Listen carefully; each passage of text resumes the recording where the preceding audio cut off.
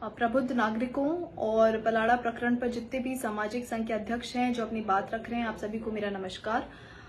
मेरा नाम विनीता राठौड़ है। बाय प्रोफेशन मैं एडवोकेट हूं और मैं पलाड़ा की रहने वाली हूं और मैं वहां से पंचायत समिति सदस्य भी रह चुकी हूं। पलाड़ा प्रकरण पर अपने कोई विचार रखने से पहले या अपनी बात रखने से पहले मैं दो छोटी छोटी बातें आप लोगों के सामने रखना चाहूंगी।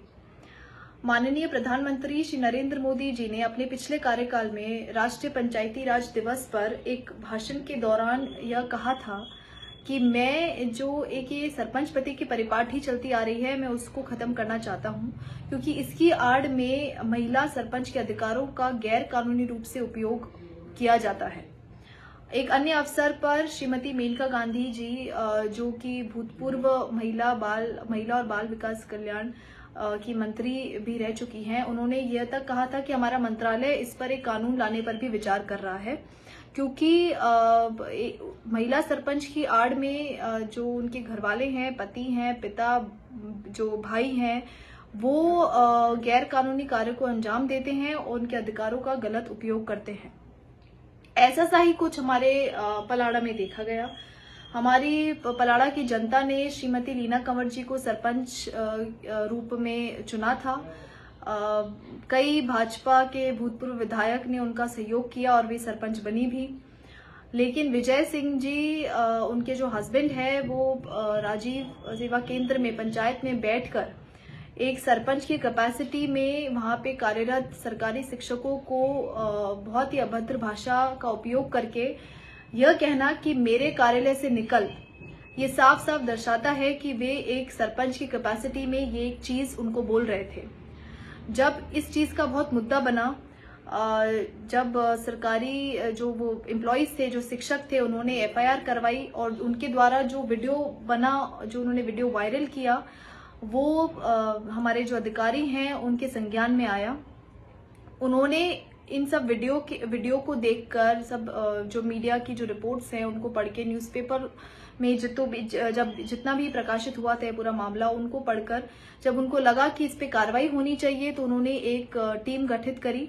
उस टीम को उन्होंने हमारे गांव में भेजा। उस टीम ने पूरी निष्पक्ष जांच करी और निष्पक्ष जांच के बाद इवन जो महिला सरपंच है श्रीमती लीना कंवर जी, उनको भी मौका दिया गया कि वे अपनी बात रख सकें। उसके बाद आगे की कार्रवाई के लिए उनको for the time being suspend किया गया। Suspension is not a punishment. Suspension ये होता है कि आगे की कार्रवाई के लिए आप थोड़े दिन के लिए सस्पेंड रहेंगी, और अगर आपको कार्रवाई के बाद अगर आप दोषमुक्त होती है तो आपको मौका मिलेगा सेवा करने का, हमारे पलाड़ा की जनता का सेवा करने का मौका आपको पूरा मिलेगा। और अगर आप दोष पाया जाता है तो इस जांच में अगर आप दोषी पाई जाती हैं तो हो सकता है आपको बर्खास्त भी किया जाए। तो इस पूरे प्रकरण में मुझे बिल्कुल समझ नहीं आता कि क्यों इस पूरे एक मुद्दे को एक राजनीतिक मुद्दा बनाया जा रहा है, क्यों उसे कांग्रेस बीजेपी की फाइट बनाई जा रही है, क्यों उसे एक जाट राजपूत की फाइट बनाई जा रही है। मेरा आप लोगों से यही प्रश्न है, जितने भी जो नेता हैं, जितने भी जो सामाजिक संघ के अध्यक्ष हैं जो इस मामले में आगे आ रहे हैं, मैं उनसे ये पूछना चाहूंगी कि क्या आप एक खुले तरीके से एक कानून का विरोध कर रहे हैं, सरकार का विरोध कर रहे हैं, एडमिनिस्ट्रेशन का विरोध कर रहे हैं, और जो पंचायती राज अधिनियम है उसका विरोध कर रहे हैं? क्योंकि साफ तौर पे उसमें लिखा गया है कि अगर ऐसा कुछ होता है, अगर सरपंच अपनी कैपेसिटी किसी और को डेलीगेट कर देता है या कोई और इस एक कैपेसिटी में काम करता है, तो वो इसमें दोषी पाया जाएगा और इस पर कार्रवाई भी हो सकती है। तो मुझे नहीं समझ आता वो ये क्या ऐसा उनके सपोर्ट में आके वो क्या दर्शाना चाह रहे हैं कि आप ऐसे लोगों को सर्टिफिकेट देना चाह रहे हैं, ऐसे राजनेताओं को सर्टिफिकेट देना चाह रहे हैं कि वो कुछ ना होते हुए भी जैसा चाहेंगे वैसा सरकारी एम्प्लॉय से बात कर लेंगे, उनसे बर्ताव कर लेंगे और अभद्र भाषा का आप प्रयोग कर लेंगे और फिर भी आपके साथ कुछ नहीं होगा। मैं उन सबसे यही कहना चाहूंगी कि आप भले एमपी हो, एमएलए हो या किसी भी संगठन के अध्यक्ष हो, किसी भी सामाजिक संगठन के अध्यक्ष हो, आप कानून से, सरकार से और संविधान से ऊपर नहीं हो सकते। तो आपको उसी के दायरे में रहकर कोई भी बयानबाजी करनी चाहिए या उन्हीं के दायरे में रहकर आपको किसी के सपोर्ट में आना चाहिए या अपना पक्ष रखना चाहिए। मैं सामाजिक संघ के जितने भी अध्यक्ष हैं जो इस मामले में अपनी बात रख रहे हैं, मैं उनसे निवेदन करना चाहूंगी कि अगर आपको राजपूत समाज के समर्थन में आना है, अपनी शक्ति दिखानी है, तो आप वहां दिखाइए जहां पे राजपूत युवकों को एक सही दिशा आप जहां दिखा सके। उन्हें आप दिशाहीन मत बनाइए, क्योंकि इन सब प्रकरण में पढ़कर वे अपनी जिंदगी खराब कर देते हैं। ऐसे प्रकरणों में पड़ जाते हैं जिससे उनके आगे नौकरियां लगने में दिक्कत आती हैं, उनको पुलिस वेरिफिकेशन करने में दिक्कत आती है, उन पे कई एफआईआर लॉन्च हो जाती है, उनको कई मुकदमों का सामना करना पड़ता है। तो मेरा निवेदन है, जितने भी सामाजिक संगठन हैं जो इसमें आगे आ रहे हैं, जितने भी जो नेता हैं जो इसमें आगे आ रहे हैं, इस चीज को बढ़ावा न दें। हमारा जो पलाड़ा है उसको आप एक राजनीतिक अखाड़ा ना बनाएं, क्योंकि अगर आप ऐसा करते हैं तो सबसे पहले विरोध जो दर्ज करेगा वो मैं करूंगी।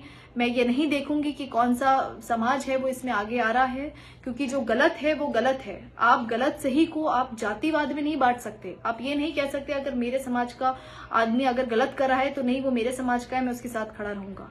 आपको सही गलत में फर्क खुद भी करना चाहिए और आपके जो फॉलोअर्स हैं आपको उनको भी कराना चाहिए।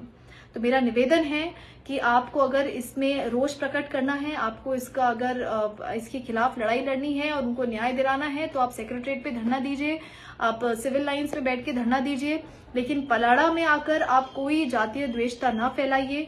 हमारे जो पलाड़ा की धरती है वो किसी की बपौती नहीं है, वो धरती सबकी है, वो 36 कौम की है। वहां पर 36 कौम के लोग अच्छे से मिलजुल कर रहते हैं।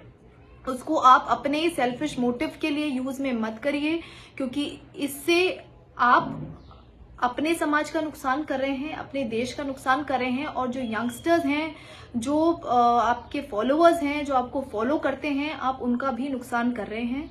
अब ये समय आ गया है एक पढ़े लिखे तरीके से सिचुएशंस को देखने का। आप उसी तरीके से देखिए। आप अगर उग्र होकर अपने भाषणों से बच्चों को उकसाएंगे, युवकों को उकसाएंगे, तो आप उनकी जिंदगी खराब करेंगे।